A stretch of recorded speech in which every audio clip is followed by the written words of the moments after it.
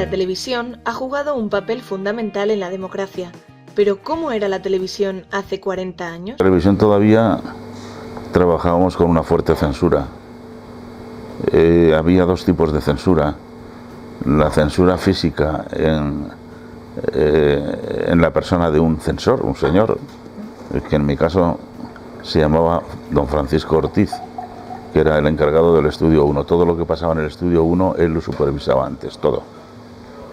Eso indica letras de canciones, vestidos de bailarinas y bailarinos, entrevistas, todo. Yo, como trabajaba siempre en directo, lo único que podía supervisar es la pregunta, la respuesta no, naturalmente. Pero no obstante, muchas veces me decía, bueno, ¿y qué cree usted que le va a responder? Digo, yo no sé lo que me va a responder. Pues hay que tener cuidado, a ver si le dice este señor, yo no sé lo que va a decir, ¿no? Y era muy complicado trabajar en esa época porque nos prohibían muchas cosas. Absurdamente. Por un lado todavía funcionaban las canciones prohibidas, se prohibían muchas canciones.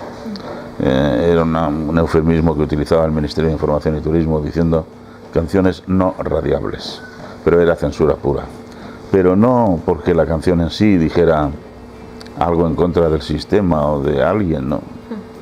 Yo recuerdo que censuraron la canción Se va el caimán, que es una canción, se va el caimán, si se va que le den morcilla, se va el caimán. Entonces el censor en el ministerio pensó que el caimán podría ser Franco, y para evitar esto, bueno, prohibida la canción, no se radia.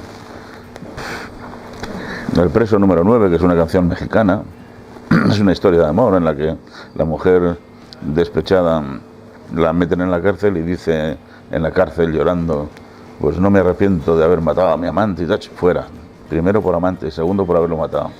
Es decir, ese tipo de cosas pasaban todos los días, pero pasaba también en la prensa.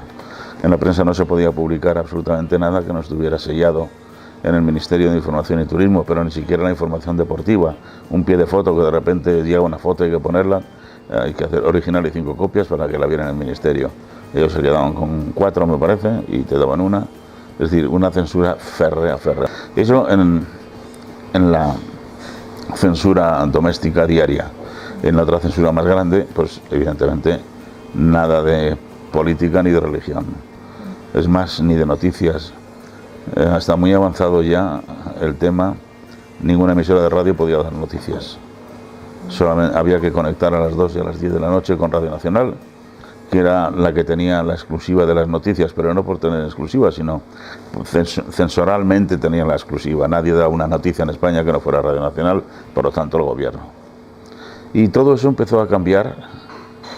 Pensábamos que un día podía cambiar con el advenimiento de la transición harto complicada, ¿no? Porque todavía estaban muy calientes los rescoldos de la guerra civil, con mucha gente que ha vivido la guerra civil, y claro, cuando te han matado un padre, una madre, un hermano, un hijo, pues los otros, sean los que sean, porque en la guerra civil hubo para todos, y todos hicieron igual de burradas, pues es muy complicado el aunar a gentes que todavía tienen el estigma del enemigo de los otros, ¿no?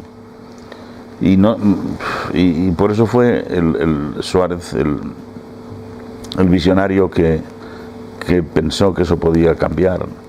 O sea, pensar en un momento determinado que en España se podía legalizar el Partido Comunista, pues bueno, era como pensar que Superman existe, ¿no? Porque desde pequeñito nos habían enseñado que el comunismo, los rojos, la izquierda, pues eran el demonio, Satán y todo eso, ¿no? Y aquello de que cada uno opine lo que quiere, siempre que respete a los demás, pues no, era algo que no funcionaba. Que no.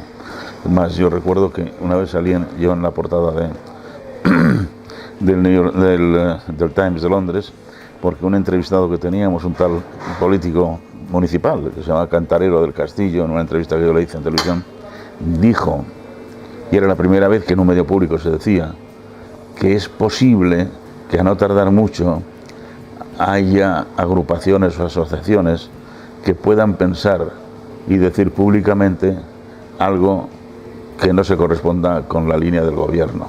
Fíjate, así dicho muy diplomáticamente, pues eso fue la primera vez que alguien dijo que en un futuro podría haber partidos políticos, sin decir partidos políticos, claro.